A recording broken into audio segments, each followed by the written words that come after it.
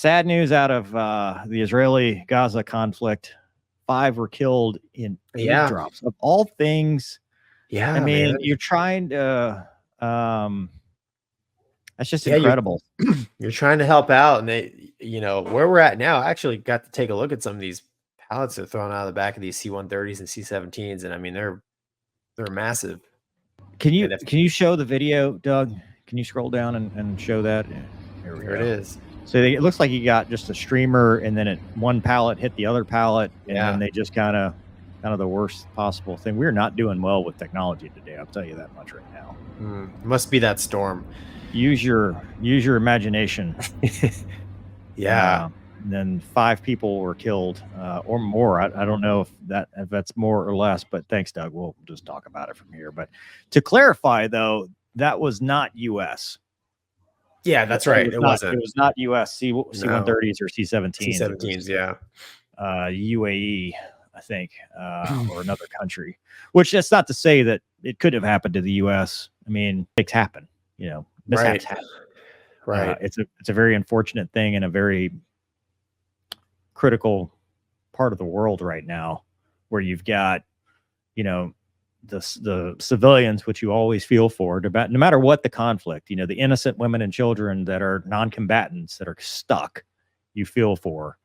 But then you kind of wonder if it's going to be like the whole Mogadishu thing, where the warlords or the militants are then stealing it, rationing it out, using it as leverage for other stuff. I mean, anything gets misused in the conflict. What do you think? I mean, you hit the nail on the head, man. I mean, we're talking about non-combatants, right? So just, I don't know, people caught in the, people just trying to survive, man. And like, it's really, this is a humanitarian effort gone wrong, right? They're trying to help, and it's unfortunate, but stuff like this happens. And I mean, if you're going to throw things out of airplanes, there is some inherent risk involved. And it's sad. I feel for for everybody involved, but I mean, imagine, man, being the crew, the C-17 guys or the C-130 guys who. Well, and that's so a comment from the audience. Farmer's Daughter says, my brother's a C-17 loadmaster. Apparently they used high velocity chutes instead of the slower ones. So, I mean, that's speculation at this point. I mean, we don't know. I think you're right, Gonky. Does it matter why? No. The idea when you're throwing aid out the back of a transport aircraft, you want the aid to get to the right people and aid them. Yeah, and I guarantee you, even if they did make the mistake, I for sure guarantee you the people who are packing those chutes weren't like, let's use these today, because we know they're not going to work. That's not, that's not reality.